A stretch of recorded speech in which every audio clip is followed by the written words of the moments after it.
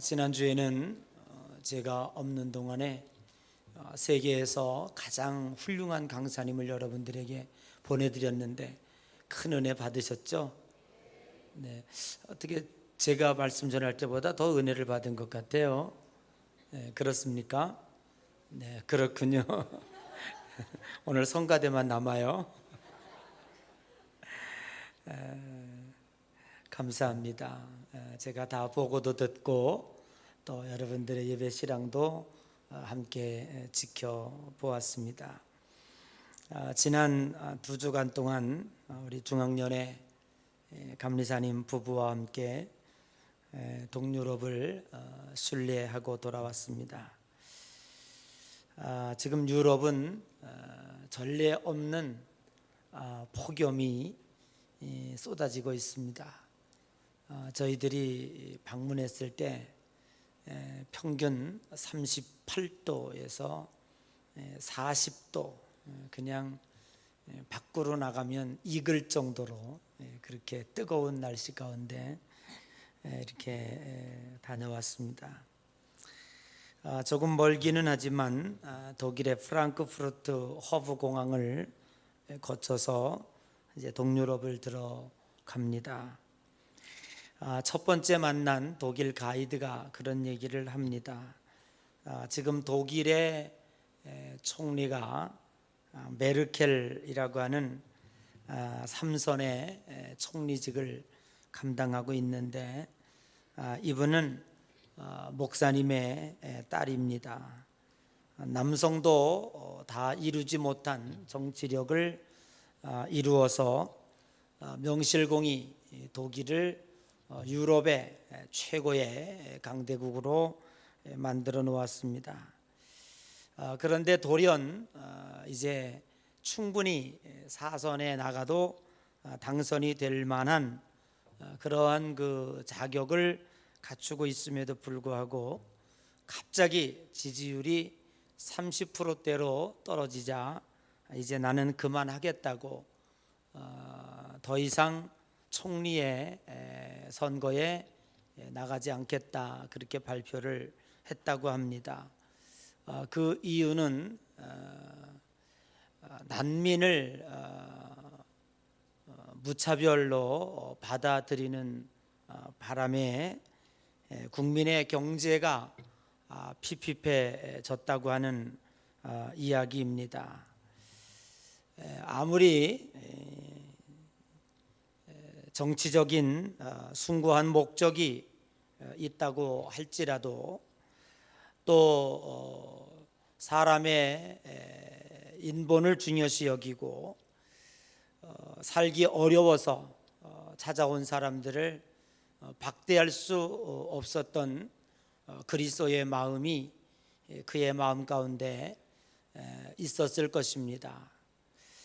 그로 인해서 국민의 살림살이가 어려워지고 그것이 천문학적인 세금이 그들에게 들어감으로 인해서 국민들이 아우성을 치고 있었던 것입니다.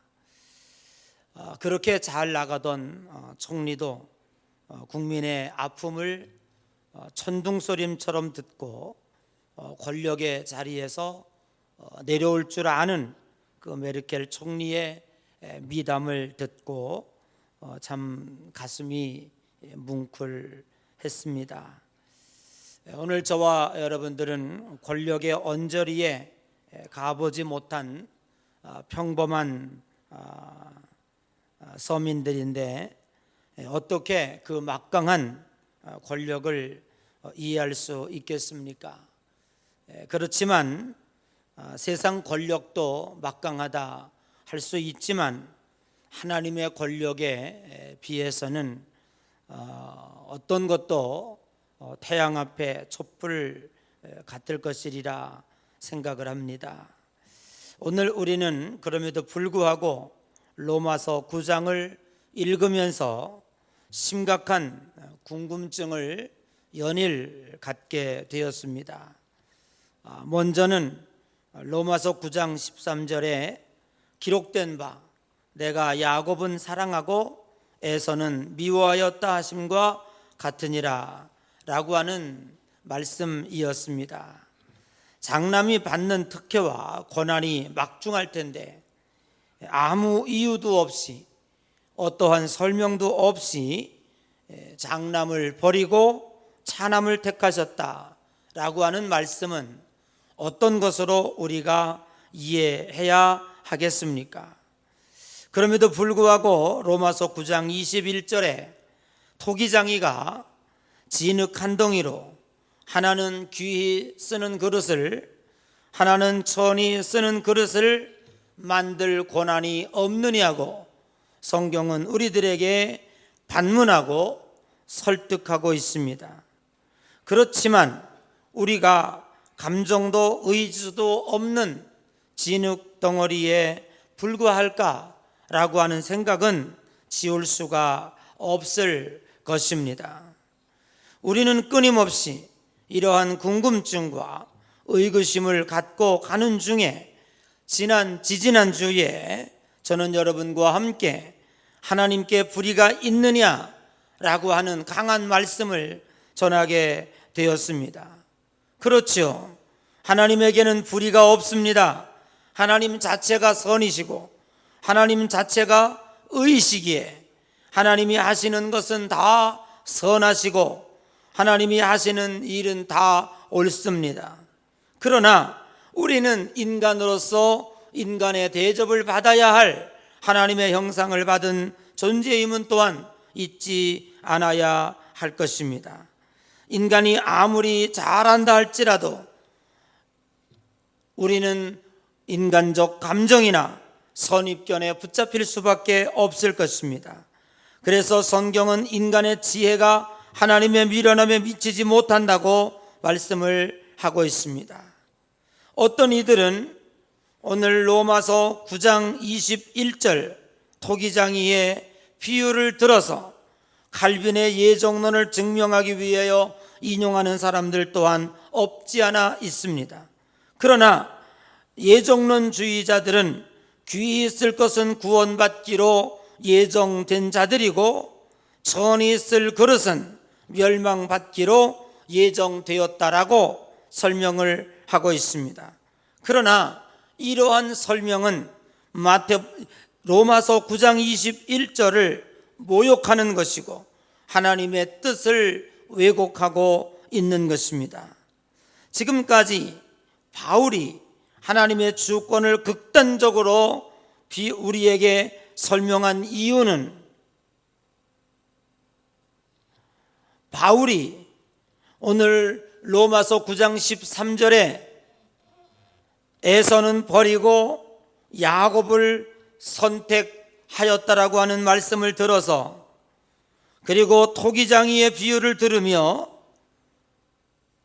천히 쓸 그릇과 귀히 쓸 그릇을 선택할 고난이 없겠느냐고 강조한 이유는 인간의 예정론적 구원을 말씀하기 위한 것이 아니라고 하는 사실입니다. 오늘 그 중요한 뜻이 9장 24절에 나오고 있습니다. 우리 다 같이 한번 읽어보겠습니다. 9장 24절입니다. 다 같이 시작.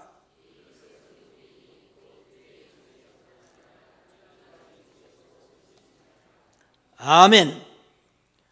오늘 하나님께서 귀히 쓸 그릇과 천히 쓸 그릇을, 곧 귀히 쓸 그릇은 하나님 나라 가기로 예정된 자들이고 천히 쓸 그릇은 멸망받기로 예정된 자들이다 라고 하는 뜻이 아니라 이 그릇은 우리니 곧 유대인 중에서 뿐만 아니라 이방인 중에서 부르신 것이니라 라고 하는 것입니다. 오늘 9장을 거듭해 갈수록 바울은 이 말씀을 전하려 그렇게 하나님의 주권을 강조하였다고 하는 사실입니다. 여러분, 하나님이 횡포를 부리기 위해서 하나님 마음대로 좌지우지하기 위해서 하나님의 주권과 권한을 이야기한 것이 아니라고 하는 사실입니다. 하나님의 주권, 선이 있을 그릇과 귀 있을 그릇, 야곱을 택하고 에서를 버릴 수 있는 그 고난, 하나님의 특별한 주권과 고난을 우리들에게 강조하고 있는 이유는 24절 그 그릇은 이것이니, 곧 유대인 중에서 뿐만 아니라 이방인들을 그 그릇에 담기 위하여 하나님은 이 고난을 우리들에게 이야기하고 있다고 하는 사실입니다.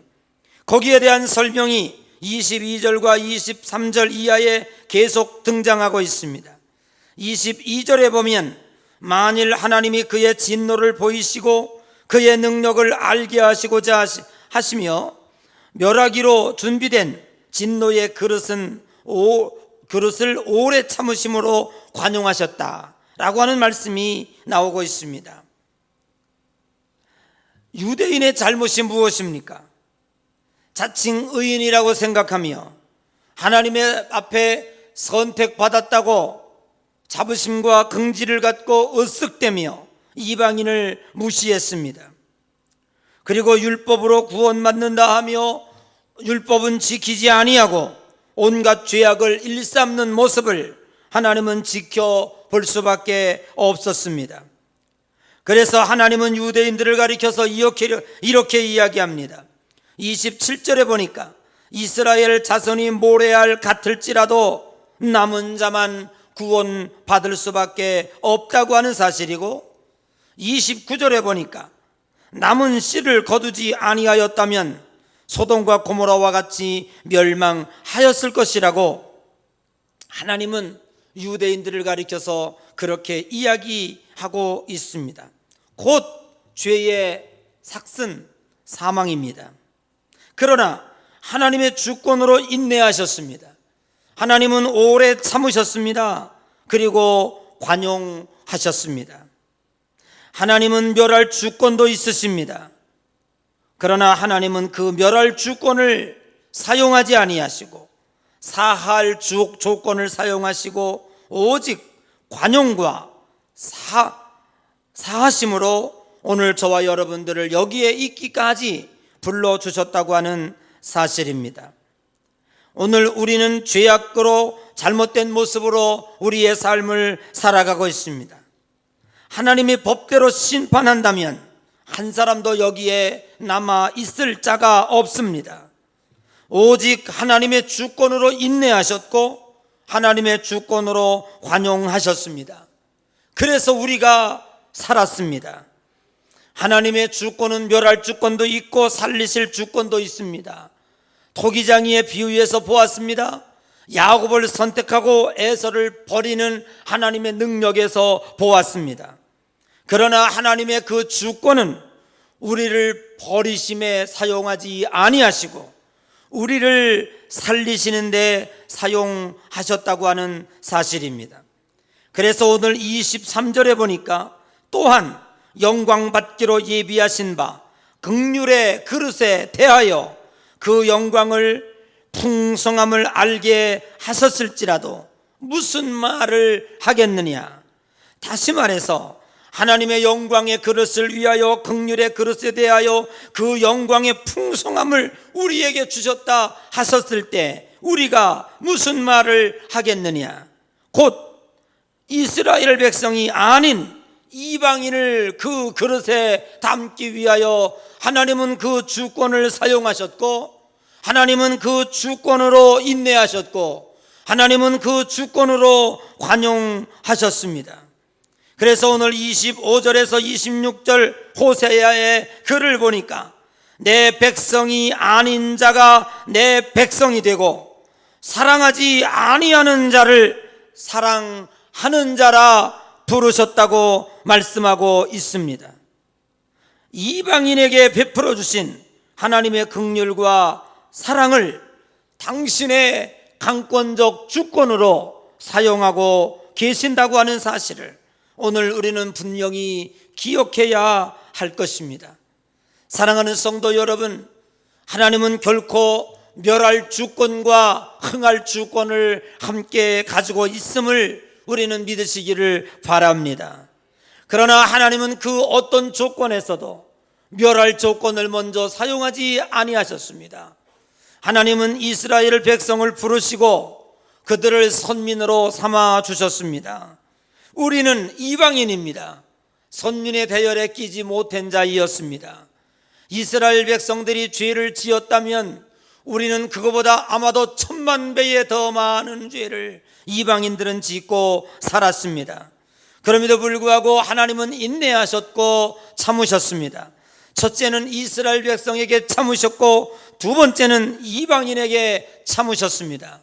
언제까지 참으셨는가 하면 하나님이 당신의 보좌를 버리시고 이 땅에 내려오셔서 십자가에 달리시기까지 율법으로 구원받는 것이 아니라 행함으로 구원받는 것이 아니라 율법이나 행함으로 구원받는 자로 선택할 수 있었다면 이 우주에 한 사람도 천국 갈 백성은 없었을 것입니다.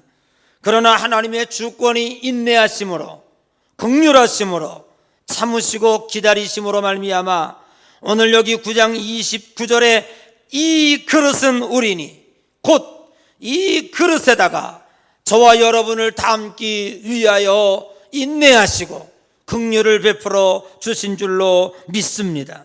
첫째는 유대인의 남은 자를 담기를 원하셨고 두 번째로 믿음으로 구원받는 이방인들을 이 그릇에 담기를 원하셨습니다. 이 그릇은 율법의 그릇이 아니요 행위의 그릇이 아니요 이 그릇은 오직 믿음의 그릇임을 믿으시기를 바랍니다. 이스라엘 백성들이 연병으로 죽어갈 때에 모세가 하나님 앞에 가서 간구하며 기도합니다. 하나님 아버지, 이 백성을 이대로 다 죽이실 것입니까? 하나님 구하여 주십시오. 하나님은 모세에게 이렇게 얘기합니다. 놋뱀을 만들어 높이 세워라. 그리고 백성들에게 말하기를 누구든지 바라보는 자마다 살리라 라고 말씀하고 있습니다. 바라보는 것이 능력이 아닙니다. 바라보는 것이 병고침이 아닙니다. 그것은 바로 하나님의 약속이었고 하나님의 능력이었습니다. 연병으로 죽어가는 이스라엘 백성들이 이렇게 생각했을 거예요. 아이고, 이러한 연병에 다 죽어가는데 저까지껏 놋뱀 하나 바라본다고 뭐 살겠나? 필요 없는 짓이야. 차라리 죽을래 하고 낙심하며 바라보지 아니한 자는 다 죽었습니다. 그럼에도 불구하고 그 연병 가운데서 하나님의 약속의 말씀을 믿고 높이 달려있는 장대에 있는 놋뱀을 바라볼 때에 다 고침받는 역사가 있게 된 줄로 믿습니다. 이것은 하나님의 능력입니다. 하나님의 약속입니다. 이 그릇을 준비하신 것도 하나님이시고 그 그릇에 담아 구원해내시려고 하시는 것도 하나님의 권능이며 능력이신 줄로 믿습니다. 오늘 지금까지 우리가 이해되지 않을 정도로 마치 하나님이 폭군인가, 하나님은 하나님의 능력을 마음대로 사용하시는, 에서를 버리고 야곱을 택하고 토기장이의 비유를 들어가며 당신 마음대로 인간을 휘둘르시는 그러한 능력자로 비유하고 있는 이 모습이 우리의 마음을 편치 못하게 하였습니다. 그러나 그 결론은 이것이었습니다. 하나님이 이렇게 능력이 있음을 우리들에게 보여주시고 그 능력을 그릇에 담아 구원해내시려고 하는 믿음의 그릇을 우리에게 준비해 주셨고, 누구든지 예수 그리스도를 믿는 자마다 구원해 주신다고 하는 하나님의 약속을 저와 여러분들에게 베풀어 주신 줄로 믿습니다. 예수의 이름을 부르는 자는 구원을 받습니다. 부르는 행위의 능력이 있어서가 아니라 하나님의 주권의 약속의 능력이 있기 때문입니다. 하나님은 십자가의 의의 그릇에 우리 이방인을 담기를 원하셨습니다. 이스라엘 백성들이 아무리 우겨도 이럴 수 있느냐 말하여도 이방인들을 개처럼 취급하며 이방인들을 쳐다보지 않으려고 하여도 하나님은 우리 이방인들을 사랑하셨습니다. 이스라엘 백성만 구원하시려고 하신 것이 아니라 그 그릇에 이방인도 담기를 원하셨다고 하는 사실입니다. 그러므로 그 주권과 권능은 내게 있다고 하는 말씀으로 이스라엘 백성들에게 강하게 어필하고 있는 것입니다. 사랑하는 성도 여러분, 우리는 다음 주에 맥주 감사주의를 지킵니다. 오늘 여러분 맥주 감사주의를 맞이하는 영적 자세가 어떤 마음인지는 저는 알 수 없습니다. 그러나 저는 하나님 앞에 세 가지 감사로 하나님 앞에 영광을 돌립니다. 하나님의 자녀, 구원의 자녀로 택해 주셔서 그 믿음의 그릇에 담아주신 것에 대하여 진심으로 감사한다고. 하나님의 주권으로 분명 우리를 버릴 수도 있었습니다. 우리는 하나님의 주권으로 버리신다고 하여 어떠한 변명도 어떠한 말도 그분에게 할 수 없었습니다. 그러나 하나님은 우리를 사랑하셔서 택해 주셨고 불러주셨고 오늘 하나님의 거룩한 자녀가 되게 하여 주셨습니다. 두 번째는 오늘 우리가 하나님의 자녀로 매일매일을 살아갈 수 있다고 하는 것에 대하여 감사와 영광을 돌리지 않을 수가 없습니다. 오늘 저는 차를 몰고 교회에 오기 위하여 주차장에 갔습니다. 그렇게 빽빽하게 들어차 있던 차 중에 많은 차들이 비어 있습니다. 이들은 과연 어디 간 자들일까? 나름대로 생각을 해보았습니다. 길거리에 즐비한 차들이 공휴일에 저들은 어디를 가고 있는 것입니까? 그러면서 저는 핸들을 잡은 저의 모습을 지켜보았습니다. 하나님이 저를 택하지 아니었다면 나도 저들과 함께 저 길로 갈 텐데, 그리고 얼마 가지 않아 인생의 헛됨 가운데 이슬과 같이 이 세상을 살아갈 텐데 하나님이 저를 부르셔서 오늘도 믿음을 가지고 하나님의 전으로 올 수 있게 하셨고 신앙의 모습으로 이 세상을 살아갈 수 있는 허무한 세상에서 목적을 바라보며 나아가는 길을 잃은 돛담배가 아니라 하나님의 말씀을 가지고 목적지를 향하여 갈 수 있는 우리의 삶을 살아갈 수 있게 하신 것에 대하여 진심으로 감사할 수밖에 없었습니다. 뿐만 아니라 세 번째로 이렇게 살다가 영원히 지옥으로 떨어지는 것이 아니라 허무한 세상으로 삶으로 인생을 마감하는 것이 아니라 우리의 소망은 천국에 있습니다. 반드시 하나님은 우리들에게 초천국을 예비하여 주신 줄로 믿습니다.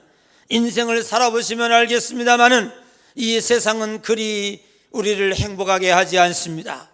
며칠 전에 제가 이제 엊그저께 돌아오다가 보니까 이제 신문에 기사가 실렸습니다. 유명한 배우 한 분이 또 운명을 달리했다고 하는 전주 어느 호텔에서 이제 그 소식을 듣게 되었습니다. 사랑하는 여러분, 세상은 무엇입니까? 왜 그는 이 세상을 떠나가야 했을까요? 세상을 살아가다 보면 행복을 찾아서 갔지만 그것은 신기루와 같은 것이었습니다. 잡은 듯 하였으나 잡지 못하고 잡으려고 달려가고 있으나 그 자리는 허무한 것입니다. 권력의 자리도 그렇습니다. 물질의 자리도 그렇습니다. 쾌락의 자리도 그렇습니다. 우리에게 어떠한 의미도 줄 수가 없습니다. 사랑하는 성도 여러분, 그러나 우리에게는 저 천국에 소망이 있습니다. 천국의 주인공으로 저와 여러분을 부르셨다고 하는 사실을 오늘 우리는 분명히 믿어야 할 줄로 믿습니다. 저는 이번 맥주 감사절이 저와 여러분에게 우리의 삶을 변화시키는 전무후무한 축복의 감사절이 되었으면 좋겠습니다. 내일 아침부터 이제 우리 감사의 축제에 다 나오시기를 바랍니다. 주의 이름 여러분을 이 아침에 초청하며 우리가 감사로 제단을 쌓아 이번 맥주 감사절이 우리의 삶 속에서 우리의 삶의 가치관을 변화시키고 우리의 삶의 행복을 만들어내고 우리의 삶에 걸어갈 길을 목적지를 향하여 뚜벅뚜벅 기쁨으로 걸어갈 수 있는 능력의 삶이 되시기를 주의 이름으로 간절히 축복합니다. 이제 우리 다 같이 일어나셔서 찬송 한 장 부르시고 합심해서 통성으로 기도하고 이 자리를 내려가겠습니다.